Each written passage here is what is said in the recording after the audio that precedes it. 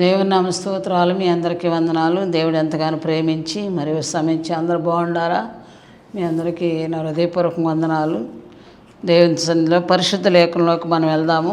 ప్రియబిడ్డలారా, 1వ రాజుల గ్రంథము 10వ అధ్యాయం మనం చదువుకుందాం. శేబోపదేశపురాణి అని యెహోవా నామమున గూఢమైన రహస్యములు సొలొమోనుకి కలిగిన కీర్తిని ఆమె గూఢమైన మాటల చేత శోధించవాలని ఆమె గొప్ప గంధవర్గములతో వచ్చెను. మహాగరుడ మహాపరిశుద్ధుడ కృపగల స్తోత్రాలయ సహాయం తెచ్చి దీవించు ప్రభా. మీ దాసులను మరుగుపరిచి మీ యొక్క మాటలు ప్రతి ఒక్క బిడ్డకి నాయన మీరే అనుగ్రహించి హృదయములో నాటింపజేసి బహుగా దీవెనకరంగా మహిమకరముగా ప్రతి బిడ్డతో మీరు మాట్లాడి మహిమ పొందమని నజరేయుని యేసు నామమున అడుగుచున్నా తండ్రి, ఆమేన్. హల్లెలూయా. మనకిక్కడ 1వ రాజుల్లో మనకిక్కడ దేవుడు తెలియపరిచిన విషయం ఏంటంటే, శేబోపదేశపు రాణి, మరి ఒక స్త్రీ అయినా ఒక దేశానికి రాణిగా ఉండామా. సొలొమోను రాజు మరి ఏలే కాలములో గొప్ప రాజుగా ఆయన భూలోకంలో ఇశ్రాయేలు ప్రజల్ని ఏలే సమయంలో మరి ఆయన పేరు కీర్తి ఎంతగానో దేశాలు మరి ప్రకటించబడతా ఉండయి. అప్పుడు ఆ దేశంలో ఉన్న రాణి, శేబోపదేశపు రాణి ఈ మాటలు ఎందంటామా వినినప్పుడు ఏం జరిగిందంటే, ఇది ఏంటా మరి ఎంతగా చెప్పుకుంటున్నారు, నిజమేనా? అదేదో నేను దగ్గరికి వెళ్ళి పరిశోధించాలి, గూఢమైన సంగతులతో ఆయన్ను పరిశోధించాలి, ఆయనకి ప్రశ్నలు వేయాలి అని ఒక నిర్ణయంతో ఆమె అనేకమైన మరి బయలుదేరి తన దేశాన్ని నుంచి కొంతమందిని తీసుకొని పనివారిని మరి రత్నాలు మరి గంధవర్గములు అన్నీ విలువైన వస్తువులు తీసుకొని ఆమె ఒంటెల మీద బయలుదేరినట్టుగా మనకు కనపడుతుంది. హల్లెలూయా. దేవుని నామానికి మహిమ కలుగును గాక. ప్రియబిడ్డలారా, మన జీవితంలో కూడా ఎన్నోసార్లు పరిశోధన జరగవచ్చు, మనుషుల ద్వారా జరగవచ్చు, మనకి దేవుని ద్వారా జరగవచ్చు. కానీ నిలిచి ఉన్న వారిని ఎవరు ఏమీ చేయలేరు. ఎవరు పరిశోధించినా ఏమి జరిగినా మనకి మేలే జరిగిద్ది కానీ ఏమాత్రం జరగదు. అందుకని ఇక్కడ మహారాజు అయిన మరి దేవుని జ్ఞానముతో నింపబడి రాజ్యాన్ని ఏలుతుండగా మరి ఆమె పరిశోధించాలని బయలుదేరి వచ్చినట్లుగా మనకు కనపడుతుంది.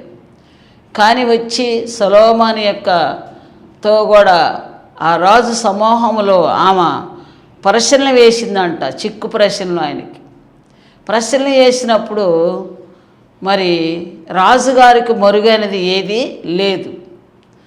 అన్నీ మరి ఆయన చక్కరంగా చెప్పాడు. చెప్పినప్పుడు మరి ఆమె చాలా ఆశ్చర్యపోయింది, చాలా విస్మయం పొందింది. ఏంటంటే, నేను నా దేశంలో వినదానికంటే సగమైన చూడలేదు. ఇక్కడ నేను వచ్చి నిజముగానే మరి నీకు కలిగిన కీర్తిను మరి దేవుని యొక్క ఆ యొక్క మందిరము కట్టుబళ్ళు పనివారు కూర్చోటాలు అవన్నీ పరిశోధించింది. హల్లెలూయా. దేవుని నామానికి మహిమ కలుగును గాక. మనము కూడా ఈ లోకములో యేసుక్రీస్తుని నమ్ముకున్న ప్రతి ఒక్క వ్యక్తి ఒక ప్రత్యేకమైన ఉండిద్ది క్రమం. మనల్ని చూసినప్పుడు వీరు నిజంగా యేసయ్య నమ్ముకున్నవారు అనుకున్నట్లుగా మనం ఉండామా ఈ దినాల్లో? నిజంగా వీరు ఇక్కడ ఆమె గమనించింది ఏంటంటే, అక్కడున్న క్రమాన్ని, దేవుని యొక్క క్రమాన్ని ఆమె కనులారా చూసింది. మన జీవితంలో కూడా మన క్రమం దేవుని దృష్టిలో ఎలా ఉందో, మనుషుల దృష్టిలో ఎలా ఉందో, మనం నడిచే విధానం ఎలా ఉందో ఈ రోజున ప్రశ్న వేసుకోవాలా. ప్రియబిడ్డలారా, యవనస్తులారా, అనేక మంది మనం ప్రభుని నమ్ముకొని మరి ప్రభు నామానికి మహిమ కీర్తి ఘనత మనం తెచ్చేవారుగా ఉండాలి. ఇక్కడ సొలొమోను మరి ప్రభు నామానికి ఘనత మహిమ పేరు కీర్తి దేశాలు రాష్ట్రాలు అది వెళ్ళిపోయిందనమాట. అందుకే దేశము నుంచే ఒక స్త్రీ పరిశోధించాలని బయలుదేరి వచ్చినట్టు మనకు కనపడుతుంది. అలాగే మన జీవితంలో కూడా ఎందరో పరిశోధించవచ్చు, ఎన్నో కార్యాలు మనకి ఎదురవ్వచ్చు. కానీ మనం దేవునిలో నిలిచి ఉన్న విధానం బట్టి వారికి కూడా రక్షణ కలిగే విధానం బట్టి మనం నడుచుకునేవారిగా ఉండాలి. అందుకే అక్కడ చెబుతుంది, అయ్యా నేను విన్నదానికంటే కూడా చాలా వచ్చి చూసింది చాలా దాగి ఉండయి, నేను కనులారా చూస్తున్నాను. నీ ప్రజలు నువ్వు ఇచ్చే ఉపదేశము సమస్తము, ఆ రొట్టెల వల్ల పనివారు కూర్చోవటం క్రమము అన్నీ కూడా ఆమె గమనించింది. అంటే ఆమె కూడా ఒక రాజ్యం వెళ్తుంది కనుక తన క్రమానికంటే కూడా ఇక్కడ దేవుని క్రమాన్ని ప్రత్యేకంగా చూసిందన్నమాట. మన క్రమం ఎలా ఉంది, మన జీవితం ఎలా ఉంది దేవుని దృష్టిలో మనం నిజముగా మన యేసయ్యకి క్రమం అన్నీ చాలా ప్రాముఖ్యమైనవి. ఆయన మాట అంటే మాటను నెరవేర్చేవారే దేవుడు వారిని ముందుగా నడిపిస్తూ ఉంటాడు. ఒక మాట ఇచ్చి యేసయ్య ఒక మాట ఇచ్చినప్పుడు, అది నీకు వాగ్దానం చేసినప్పుడు అది దేవుడు నెరవేరుస్తాడు. హల్లెలూయా. దేవుని నామానికి మహిమ కలుగును గాక. ప్రియబిడ్డలారా, నీతో కూడా దేవుడు మాట్లాడుతున్నాడు. ఈ సమయాన్ని మీరు సద్వినియోగం చేసుకోవాలి. ఘనమైన కార్యాలు నీ పట్ల దేవుడు చేస్తున్నాడు. అద్భుతాలు దేవుడు చేయబోతున్నాడు. ఆశ్చర్య కార్యాలు దేవుడు చేయబోతున్నాడు. అందుకే మన జీవితంలో మనము దేవుని యొక్క కృపని సంపాదించుకోవాలి. అందుకే మరి ఆమెమనుకుంది, చిక్కు ప్రశ్నలు వేసి రాజుగారిని ఓడించి రాజుగారు ఉన్న కాడి అన్నీ కూడా విలువైన వస్తువులు సంపాదించాలి, ఎన్ని తీసుకెళ్ళిందో అన్నీ ఆయన ఇవ్వాలి అని అనుకుంది. కానీ దైవ జ్ఞానము ముందు మనుషుల జ్ఞానము లోక జ్ఞానము పనికిరాదు. దైవ జ్ఞానం ముందు ఎవరి జ్ఞానము, పండితులు కానీ ఎంత గొప్పవారు కానీ ఆయన జ్ఞానం ముందు పనికిరాదు. ఎందుకంటే యేసయ్య పరిచర్యల్లో శాస్త్రులు, పరిచర్యలు, జ్ఞానులు ఎంతోమంది మనం చూస్తాం. ఎన్నోసార్లు యేసయ్యని పరిశోధించారు, ప్రశ్నలు వేశారు, క్వశ్చన్ చేశారు. ఒక్కరికి ఆన్సరం లేదు. ఎక్కడ చూసినా ఎవరేసినా ఫెయిల్ అయిపోయారు. అంటే ఆయన సర్వశక్తిమంతుడు, సర్వాధికారి, సృష్టికర్త, ప్రతిదానికి ఆర్డర్ వేసి నడిపించే దేవుడు. మానవుడు కూడా మనందరం ఆయన చేతిలో ఉన్నాం ఆల్రెడీ. మనం ఏ విషయంలో కూడా గొప్పవారం కాదు. ఎంత చదివినా, ఎన్ని ఆడావడ్డలు మనకు ఉన్నా, కలెక్టర్ అయినా, రాజైనా, ఏ స్థితిలో మనం ఉన్నా దేవుడి జ్ఞానము లేకుండా ఒక్క అడుగు మనం ముందుకు వేయలేం. ఏమీ మన వల్ల జరగదు. మన వల్ల ఏది జరగదు, దేవుని వల్లే జరుగుతుందని మనం నమ్మాలి. హల్లెలూయా. దేవుని నామానికి మహిమ కలుగును గాక. అందుకే ఆమె మరి అవన్నీ కూడా ఇచ్చి చక్కగా ఆయనకిచ్చి ఆమె దేవుని నామాన్ని ఘనపరిచింది, మహింపరిచింది. మరి స్తుతించుకుంటా మరి దేవుని యొక్క ఈ రాజ్యంలో నువ్వు ఉన్నది ఆ రాజ్యానికి మోసుకొని వెళ్ళిపోయినట్టుగా మనం చూస్తున్నాం. ఆ దేశమంతా ఆమె వెళ్ళి ఏం ప్రకటించింది, ఆ దేశమంతా నిజమైన దేవుడు యెహోవాయే, నిజమైన దేవుడు యెహోవాయే అని నిరూపించింది అన్నమాట. మనము కూడా మన దేవుడు నిజమైన దేవుడని ఈ లోకములో మన సాక్ష్యము ద్వారాగా మనము కూడా ప్రకటించకపోయినా మన సాక్ష్యము ద్వారాగే దేవుడు తెలియపరుస్తాడు. తెలియపరిచినప్పుడు మనము నిజంగా తెలియపరుస్తాడు మనల్ని బట్టి. అందుకే ఇక్కడ ఆమె చూసి కనులారా చూసి దేవుని నామాన్ని స్తుతించింది, ఘనపరిచింది. మనము కూడా ఎన్నో మన దేవుని నామాన్ని స్తుతించి ఘనపరస్తానికి ఈ సమయాన్ని మనకి ఇచ్చాడు. హల్లెలూయా. దేవుని నామానికి మహిమ కలుగును గాక. నిజమే కదా. మనం మరి సిరియా దేశం చిన్నది మనం చూసినప్పుడు అక్కడ ఇశ్రాయేలు చిన్నది. ఇశ్రాయేలు చిన్నదాన్ని మరి చెరపట్టుకొని వాళ్ళు తీసుకొని ఆ సిరియా దేశానికి నయమాను తీసుకెళ్ళినప్పుడు ఆ చిన్నది దాన్ని ఏం చేశారు, వారు పని మనిషిగా పెట్టుకున్నారు. పని మనిషిగా పెట్టుకొని అక్కడ ఆమె పని చేస్తుంది.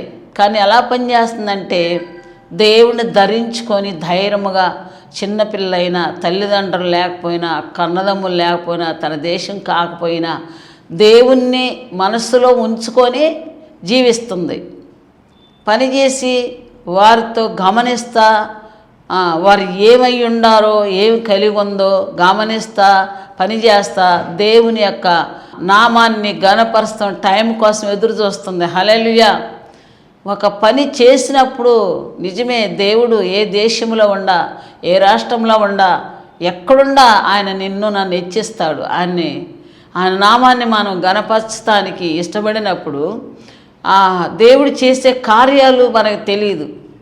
అందుకే పని చేస్తాన్ని గమనిస్తా. ఒక రోజున నయమాను మరి యుద్ధానికి వెళ్ళొచ్చి పరాక్రమశాలి ఆయనకి పేరుంది, చాలా యుద్ధశూరుడు. కానీ ఉపయోగం ఏంటి? ఆయనకు కుష్టి ఉందంట. ఆ కుష్టి మూలాన మరి చాలా కుంగిపోతా ఉంటున్నాడు. లోపల దేవుడు ఎన్నో మందులాడి ఉంటారు, ఎన్నో రకాలుగా వైద్యాలు జరిగించుంటుంటారు. ధనానికి డబ్బు కొదువులేదు కాబట్టి ఏదైనా చేసి ఉంటారు వాళ్ళు. కానీ ఆ కుష్టి పోవట్లేదు. ఆ చిన్నది చూసింది, యుద్ధానికి వెళ్ళొచ్చి దుస్తులు విడిచేటప్పుడు, ఆ వస్త్రాలు విడిచేటప్పుడు చూసినప్పుడు చాలా ఆమెకి ఆశ్చర్యం కలిగి చాలా మనిషి వేదన అయిపోయింది. ఇలాంటిది ఉంది నా యజమానికి, మా దేశంలో మరి ఎలీషా ప్రవక్త ఉన్నాడు కదా, మరి అక్కడికి వెళ్తే ఈయన బాగుపడిపోతాడని వెంటనే దేవుని యొక్క ఆలోచన వచ్చింది ఆ చిన్న అమ్మాయికి. వెంటనే తన యజమానురాలు కాడికి వెళ్ళి, అమ్మ నేను ఒక మాట చెబుతాను, అదేం తింటారంటే, ఏం చెప్పు చిన్నదానంటే, ఇదిగో అమ్మ మా దేశంలో ఒక ప్రవక్త ఉన్నాడు, మరి అయ్యగారికి ఇలా ముందే మరి వెళ్ళి ఆ దేశంలో ఆయన కాడికి వెళ్తే శుభ్రంగా స్వస్థ వచ్చింది, బాగుపడతాడని చెప్తే ఆమె వెళ్ళి తన భర్తతో చెప్పింది. చెప్పినప్పుడు ఆయన నిజమే, సరే వెళ్దాము, ఇది కూడా చూద్దాము అన్నట్లుగా బయలుదేరి ఆయన కూడా అన్నీ తీసుకొని మరి వెళ్తూ ఉన్నాడు. ఇశ్రాయేలు రాజుకి తెలియపరిచాడు, ఇది మరి మీ దేశంలో ఎలా ఉందంటగంటే అయితే నన్నేం చేయమంటావా అని అన్నాడు. అతను కబురు పెట్టి ఎలీషాకి పలాని వ్యక్తి వస్తున్నాడు అని చెప్పి మరి ఆయన కబురు పంపించాడు. వెళ్ళినప్పుడు ఆయన మరి పనివారిని తీసుకొని ఆయన కూడా రథాలెక్కి మరి వెళ్ళిపోయి అక్కడ ఎలీషా కాడ ఉన్నప్పుడు ఎలీషా ప్రవక్త బయటికి రాలేదు, మొహం కూడా చూపిలా, ఏమి చెప్పలా, అక్కడే ఉండి నువ్వు యొర్దాను నదిలో 7 సార్లు మునుగయ్యా, నువ్వు స్వస్థపరుస్తావని చెప్పాడు. హల్లెలూయా.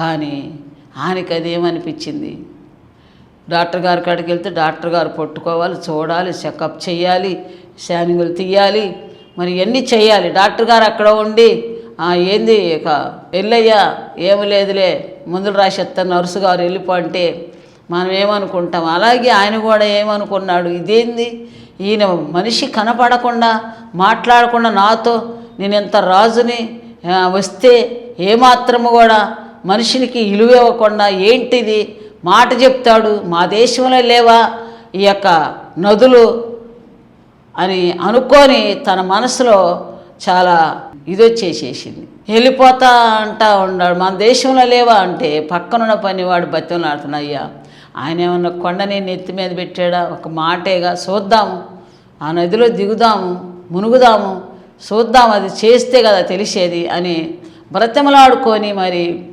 ఆయన మునిగినప్పుడు దేవుడు అద్భుతంగా సొత్తపరిచాడు.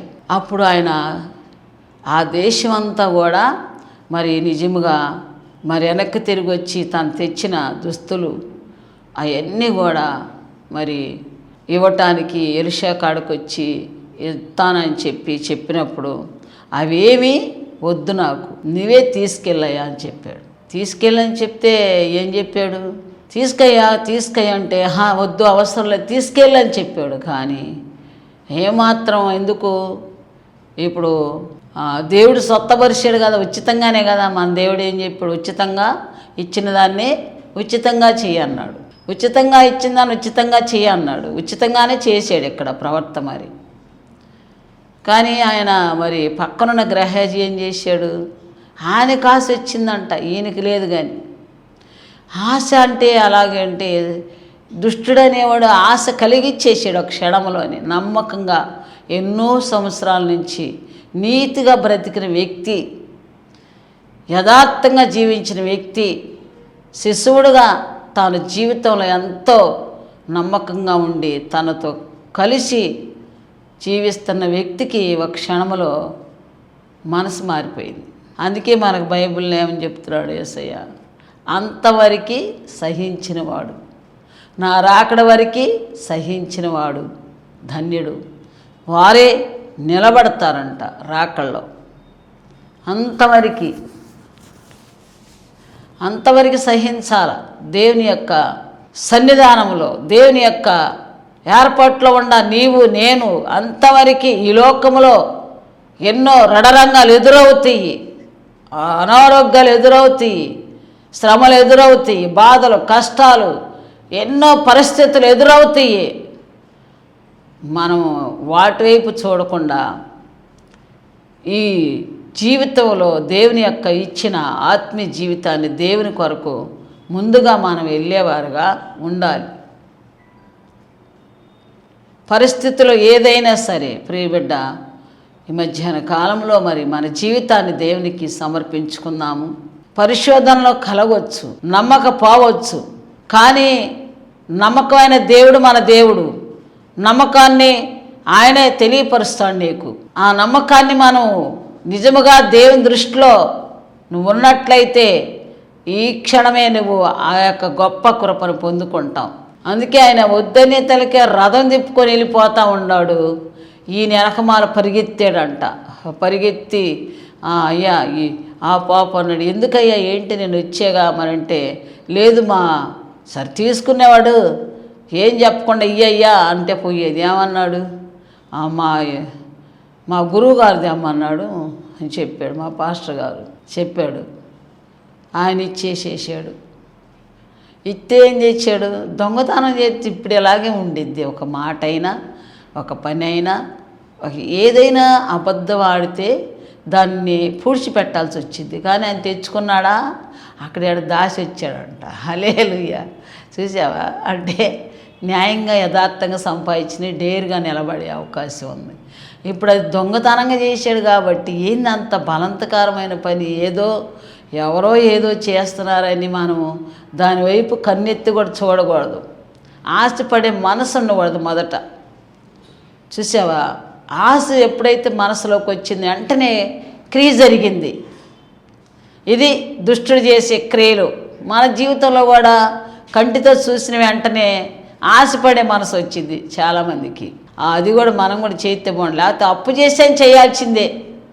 ఎంత బాగుంది, మన ఇంట్లో కూడా ఇది ఉండాలా, ఈ ఫ్రిడ్జ్ ఉండాలా, ఈ లోక సంబంధమైనవి మనము పోటీ పడటానికి కూడా చాలామంది ఉంటారు. కానీ అలా కాదు. మనం వేసే ఆత్మీయ జీవితంలో సత్య మార్గంలో నడిచే ప్రతి ఒక్క వ్యక్తి ఈ లోకం వైపు చూడరు. దేవుని వైపు చూసి నడిచే ప్రతి ఒక్క వ్యక్తికి ఆశలు ఉండవు. ఏ ఆశ అవసరం లేదు. దేవుడే మనకి కలగజేస్తాడు అవన్నీ. మనకేదన్నా కావాలో అనుకోము. మనం ఏమనుకోకుండానే మనకి ఏం కావాలో, ఏది మనకి అవసరమో దేవుడికి అవన్నీ తెలుసు అన్నాడు. ఉపమానం చెప్పాడు కదా, ఈ లోకంలో మీ పిల్లల కోసం నువ్వు చేయాలని ఎంతో ఆశపడుతున్నావు. మీ పరలోకపు తండ్రి వాటికంటే ఎక్కువగా మరి మీకు ఇవ్వాలని ఆశపడ్డా, మీ పిల్లలకి మీరు చెడ్డవారై ఉండగా మీ పిల్లలకు మంచి ఈవులు ఇవ్వాలని ఆశపడుతున్నారు కదా. వాటికంటే మంచి ఈవులు మీ పరలోకపు తండ్రి మీకు ఇస్తాడు కదా అన్నాడు. అంటే చెడ్డవారమై ఉండంటే మనం ఎట్లా ఉండి మన పిల్లలకు మంచి కోరుతూ ఉంటామంట. అలాగే దేవుడు కూడా మనం చెడ్డవారమని ఈ లోకంలో అని దేవుడు అది చెబుతల్లా. నీ తండ్రి పరలోకపు తండ్రి వీటికంటే మంచి ఈవులు ఇవ్వడా అంటున్నాడు. అది ఎంత గొప్ప మాట తెలుసా. అది మనం గ్రహించుకోవాల్సింది. దేవుడు అందుకే అతను దాచేసుకొని ఎరగనట్టుగా వెనకమాల చేతులు పెట్టుకొని వచ్చాడు. ఏమంటున్నాడు, గ్రహాజీ ఎక్కడికి వెళ్ళావంటే, ఎక్కడికి వెళ్ళలేదు నేను అంటున్నాడు. ఇక్కడికే వెళ్ళాను అని కూడా అంటే ఎక్కడికి వెళ్ళలేదు అంటే, నీవు ఎక్కడికి వెళ్ళావో నీతో నా మనసు వచ్చింది, నా ఆత్మ వచ్చింది అని చెప్పాడు. అయ్యా అప్పుడైనా మరి క్షమించయ్యా, తప్పు అయిపోయింది, నువ్వు చెప్పకుండా నీకు తెలియకుండా నేను అటు చేశాను తప్పుడు పని, నన్ను క్షమించయ్యా అన్నట్టయితే ఎట్లా ఉండేదో, తన మీదకి ఆ భయంకరమైన స్థితి రాకుండా ఉండేదేమో కదా. కానీ తప్పు అయిపోయిందని అనలా, ఇక్కడ చేసిన దాన్ని ఒప్పుకోవటానికి ఇష్టపడలేదు. అందుకే దేవుడు మన యేసయ్య తప్పు చేసిన వాళ్ళని ఒప్పుకునే విషయంలో పశ్చాత్తాపడి ఎవరైతే ఒప్పుకుంటారో వాళ్ళని బహుగా క్షమిస్తాడు. అందుకే ఇక్కడ తప్పు అయిపోయింది అయ్యా, మరి నీకు చెప్పకుండా నేను వెళ్ళకూడదు కదా, నువ్వు చెప్పకుండా నేను చేయకూడదు కదా, నువ్వు వద్దన్నది నేను చేశాను, నీకు వ్యతిరేకంగా నేను నీ శిశువుడని అయి ఉండి నీ మాటను దగ్గరిచ్చానయ్యా అన్నాడా? ఏమి మాట్లాడకుండా. అందుకే అంటున్నాడు, అతని కుష్టి నీకు వచ్చునుగాక అన్నాడు. ఎన్ని సంవత్సరాలు నీతిగా బతికుంటాడు, ఎన్ని సంవత్సరాలు తిని తినక ఉపవాసాలు ఉండి మరి సేవకుడితో పాటు ఎన్ని రకాలుగా పరిచర్య చేసి ఉంటాడు. ఒక్క క్షణంలోనే శైతాను చేతికి వెళ్ళిపోయే అవకాశం వచ్చింది. చూసావా? ఏదో అనుభవించింది ఏమీ లేదు, ఆడ ఆశపడ్డాడు అంతే. కానీ తిరిగి వచ్చింది ఏంటంటే ఇది మనం తెలుసుకోవాలి. ఈ రోజున మనం దేనికి ఆశపడాల్సిన అవసరం లేదు. లోకంలో ఉన్న అది అంతా కూడా ఏమి అవసరం లేదు మనకి. దేవుడు ఇస్తేనే మనకి ఏదైనా, ఆయన ఇచ్చింది ఇక ఎన్నటికీ అది తరగదు. దేవుడు ఒక ఉద్యోగం ఇచ్చాడు అనుకో, తరతరాలకి నీకు అది సరిపోనిస్తాడు. ఆమేన్, హల్లెలూయా. ఎందుకంటే నువ్వు పడిన కష్టానికి, నువ్వు చదివిన చదువుకి లేట్ అవ్వచ్చు, నీకు దేవుడు ఇవ్వటం ఒక లేట్ చెయ్యొచ్చు. కానీ సహనముతో ప్రార్థనతో నువ్వు ఎదురు చూసినట్లయితే దేవుడు అది నీకు అనుగ్రహిస్తాడు. కోట్లు కూడా ఎక్కాల్సిన, ఇప్పుడు చాలా కేసుల్లో మరి పరిస్థితులకి కోట్లు ఎక్కుతూ ఉంటారు, కేసులే చేస్తూ ఉంటారు. దేవుడి కాడ మొరపెట్టి ప్రార్థన చేస్తే దేవుడు కోర్టుకు పోకుండానే, కేసు చేయకుండానే మన తండ్రి విడుదలిస్తాడు. అవన్నీ గెలుస్తారన్నమాట. అదే మనకి మరి ఒక విశ్వాసులు తెలుసు. మన జీవితంలో మన కొంతమంది భార్యాభర్తలు కొట్టుకుంటుంటే పక్కన వాళ్ళు వెళ్ళారంట తీర్పు తీరుతారు, అదే అడ్డం పోయారు. అడ్డం పోయినప్పుడు వాళ్ళు ఏం చేశారు? అడ్డం పోయి అమ్మ వద్దులే అమ్మ అని మంచి చేయటానికి వెళ్ళారు కదా, వాళ్ళు ఏం చేశారంట, వచ్చిన వాళ్ళు అందరి మీద కేసు పెట్టారు. కేసు పెడితే వాళ్ళకి పాపం ఎన్ని సంవత్సరాల నుంచి అంటే అన్ని సంవత్సరాల నుంచి వాయిదాలకు తిరగలేక చచ్చిపోతున్నారు. అప్పుడు దేవుడు మరి ప్రాంతానికి సేవకురాలు పంపించినప్పుడు వారు ప్రార్థన చేసుకోండి అమ్మా, దేవుని నమ్ముకోండి, మీ కేసులు కొట్టేస్తాడని చెప్పి ఆ సేవకురాలు చెప్పింది. సేవకురాల మాటని వాళ్ళు యేసయ్యనే నమ్ముకున్నారు. ఏ రోజైతే వాళ్ళు బాప్తిసం తీసుకున్నారో ఆ రోజు కేసులు కొట్టేసేసారు. హల్లెలూయా. అది దేవుడు కేసులు కొట్టేపిస్తాడు. ఆయన ఏదైనా అమలు చేయగలుగుతాడు, ఏదైనా అది ఆపగలుగుతాడు, తీసేయగలుగుతాడు. దాన్ని ఏదైనా చేయగలిగిన శక్తి యేసయ్యలో ఉంది. వారందరూ కూడా మరి ఎంతో ఆనందముగా సంతోషముగా జీవించారు.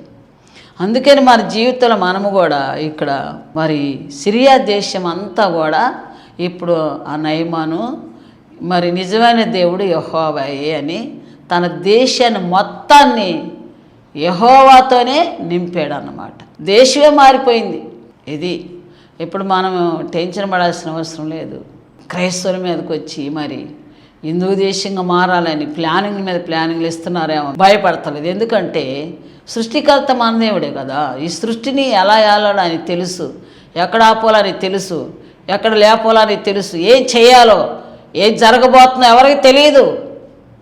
ఈ దేశమంతా ప్రతి మోకాలు నా నామములో వంచబడాలి అని దేవుడు ముందుగానే మనకి ఆన్సర్ ఇచ్చాడు. అప్పుడు అందరూ కూడా దేవుని కాడ మోకారిచ్చి నిజమైన దేవుడు నువ్వేనయ్యా, క్షమించయ్యా, మమ్మల్ని రక్షించయ్యా, కాపాడయ్యా అని పశ్చాత్తాపంతో అందరూ కూడా మోకాలు, ప్రతి మోకాలు, భూమి మీద ఎన్ని మోకాలు అంటే ఎంతమంది మనుషులు ఉండారో, వర్గాలు వేరు కావచ్చు, కులాలు మతాలు ఏమీ లేవు.